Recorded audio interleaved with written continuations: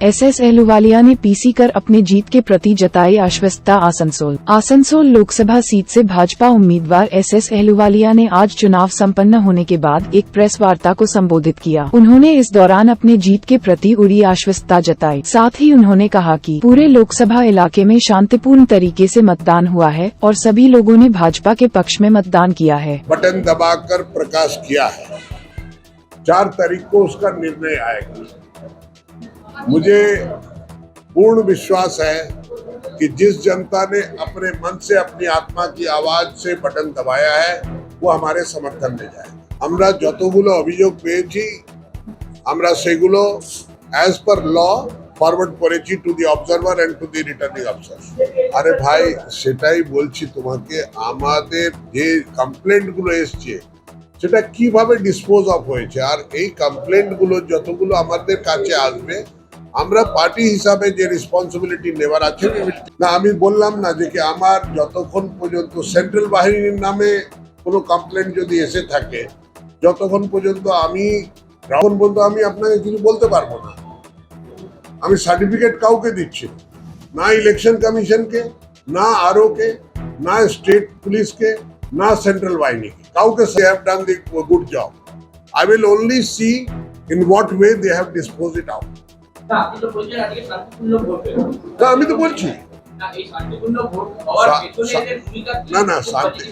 শান্তিপূর্ণ ভোট হওয়ার পেছনে এটাও হতে পারে যে আমি ঝামেলা পায়ে পা ফাঁসিয়ে ঝগড়া করিনি, আর ওরাও ভাবছে যে ঝগড়া করে পারবো না, তারাও শান্ত থেকেছে। দুটাই হতে পারে। তো না, ওখানে কিছু লোকের যে ভোটটা আছে, ভোট দিতে যখন গেছে তাদেরকে বলা হয়েছে যে ভোটটা পড়ে গেছে।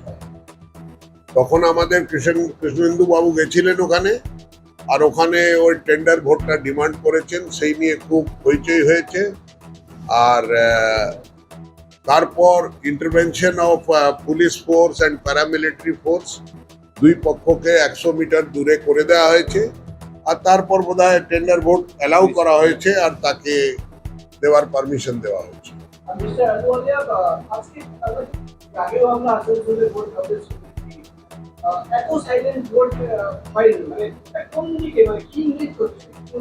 দেখুন, এটা দুটা জিনিস ইঙ্গিত করে। উস্কালে লোকে উস্কায়, আর সন্ত্রাস করলে লোকে সন্ত্রাস করে। আমি যখন নিজের প্রচারটা আরম্ভ করেছিলাম আমি বলেছিলাম আমি সন্ত্রাস করি না, সন্ত্রাস ভালোবাসি না, আর সন্ত্রাস কাউকে করতে দেব না।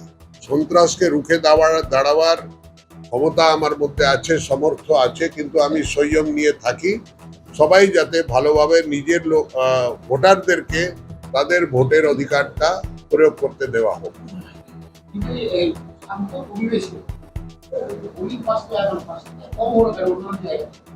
এটা তো গরমের জন্য। আপনি চিন্তা করে দেখুন, এত প্রচন্ড ভাবে গরম পড়ছে, প্লাস হচ্ছে কি এর মধ্যে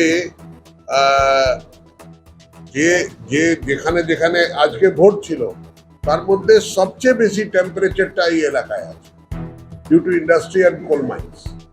তো এই এলাকায় আছে, সেই জন্য দেখুন আমাদেরকে ভোটের তো নর্মালি 7টা থেকে আরম্ভ হয়, 5টা অবধি ভোট হয়, কিন্তু ইলেকশন কমিশন ক্লাইমেটিক কন্ডিশন দেখেই ওটাকে 6টা অবধি এক্সটেন্ড করেছে, যাতে কি 4টার পর থেকে আবার শুরু করতে পারে লোক। সেটাই তো আমি বলছি। না, আমার কাছে তেমন কোনো 2-1টা ঘটনা ছাড়া এমন ঘটনা ঘটেনি যে যেখানে ইভিএম মেশিনের আগে ইভিএম মেশিনের পেছনে লোক দাঁড়িয়ে থাকতো, ইশারা করতো যে কি অমুক জায়গায় বটনটা টেপো। সে তেমন ঘটনা আমার চোখে পড়েনি। আপনাদের চোখে যদি পড়ে থাকে নিশ্চয়ই দেখাবেন। আমার চোখে, আমি এবিপি আনন্দে একটা দেখছিলাম, একটা নিউজ ছিল, কিন্তু ওটা আমি তদবির করে দেখলাম যে এটা আসানসোলের নয়, অন্য কোনো জায়গাকার নিউজ আছে। তো সেই ঘটনাটা যদি বুথের ভেতরে দাঁড়িয়ে ডিকটেট করে ভোটটা যদি না হয়ে থাকে, তবে জনগণ ভেতরে স্বেচ্ছায় নিজের ভোটটা নিজে যদি নিজের হাত থেকে বোতাম যদি টেপে, তো নিশ্চয়ই তার মধ্যে আমরা বহুমত পাব। মানে আমি তো বলছি ছাপ্পা ভোটের মানেটা কি?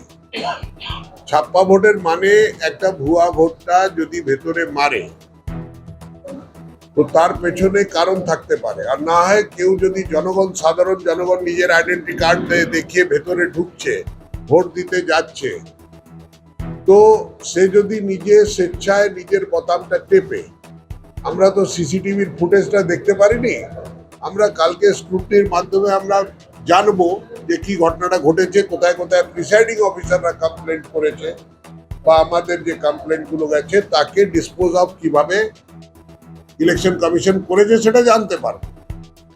আজকে আমাদের কাছে বর্তমানে তেমন কোনো রিপোর্ট নেই, কেন কি প্রিসাইডিং অফিসাররা যে রিপোর্টিং করে তারা ডাইরেক্টলি তাদের আরোকে, যেটা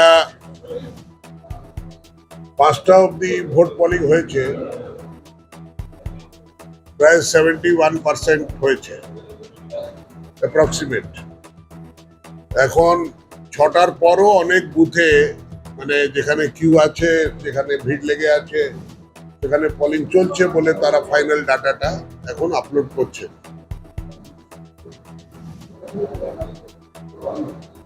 মোটামুটি বলি কি, আসানসোল লোকসভায় কিছু বিধানসভার ছিটপুট ঘটনা ছাড়া কোনো তেমন অঘটন ঘটেনি, মানে আমাদের চোখে পড়েনি। আপনাদের চোখে যদি পড়ে থাকে তো আপনারা নিশ্চয়ই জানাবেন আমাকে, কিন্তু আমার চোখে পড়েনি। 2-4 জায়গায় মারপিট কাল রাত থেকে শুরু হয়েছিল, আর আজকেও হয়েছে। আর কিছু জায়গায় আমাদের পোলিং এজেন্টকে বসতে দেয়নি বা সিপিএম এর পোলিং এজেন্টকে বসতে দেয়নি, ঠিক আছে, কিন্তু সেখানেও কি করেছে না করেছে দেখা যাবে, সেটা রেজাল্টে বোঝা যাবে। কেন কি জনগণ যদি ভোট দেওয়ার অধিকার পায়, ভোট কেন্দ্রে স্বেচ্ছায় নিজের ভোটটা নিজে দিতে পারে, তবে তারা নিজের মত নিশ্চয়ই ভারতীয় জনতা পার্টির পক্ষে প্রকাশ করেছে। সেটা কিন্তু ফাইনালি যখন সমস্ত জায়গার বুথ ক্যাম্পের যে আমাদের ওয়ার্কাররা আছে তারা এসে বলবে, জানবো আমরা। কালকের মধ্যে আমরা সবকিছু জানতে পারবো। আর কালকে যখন স্ক্রুটনি হবে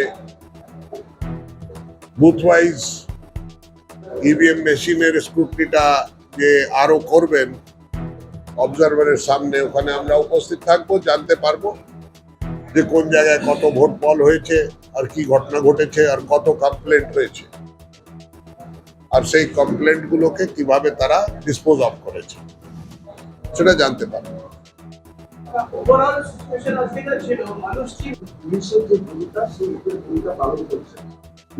না না, আমি বললাম যে পুলিশের ভূমিকার সম্বন্ধে আমরা আগেও বলেছি, এখনো বলছি।